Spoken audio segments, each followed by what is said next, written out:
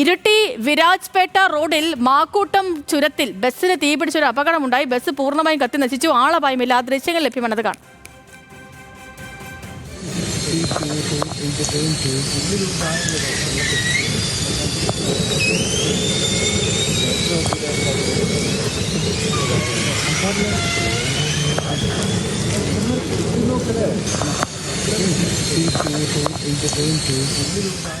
വിവരങ്ങളോട്ട് നിഖിലുണ്ട് കണ്ണൂരിൽ നിന്ന്. നിഖിലെ, ആളപായമില്ല എന്നുള്ള ഒരു ഒറ്റ വരിയാണ് ഇതിൽ ഏറ്റവും ആശ്വാസകരമായ കാര്യം. പക്ഷേ ഈ ദൃശ്യങ്ങൾ കാണുമ്പോൾ ആ ബസ് പൂർണ്ണമായിട്ടും കത്തിപ്പോയില്ലേ? തീർച്ചയായും സേതു, ബസ് പൂർണ്ണമായും കത്തി നശിച്ചിട്ടുണ്ട്. മട്ടന്നൂരിൽ നിന്ന് കർണാടകയിലേക്ക് പോയ ബിഷാര എന്ന പേരുള്ള ടൂറിസ്റ്റ് ബസ്സാണ് ഈ മാക്കൂട്ടം ചുരംപാതയിൽ ഹനുമാൻ അമ്പലത്തിന് സമീപം കത്തി നശിച്ചത്.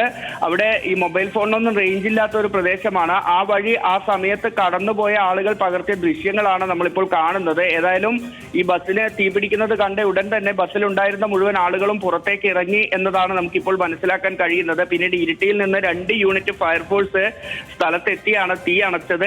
മറ്റ് വിവരങ്ങൾ, അതായത് എങ്ങനെയാണ് തീ പിടിച്ചത്, എത്ര ആളുകൾ ഈ ബസ്സിൽ ഉണ്ടായിരുന്നു, എങ്ങോട്ട് പോകുന്ന, ഈ കർണാടകയിലേക്കാണ് എന്നത് മാത്രമാണ് നമുക്ക് അറിയുന്നത്. ഇവർ വിനോദയാത്രയാണോ മറ്റെന്തെങ്കിലും പരിപാടികളിൽ പങ്കെടുക്കാൻ പോകുന്നതാണോ തുടങ്ങിയ കാര്യങ്ങളൊന്നും ഇപ്പോൾ നിലവിൽ അറിഞ്ഞിട്ടില്ല.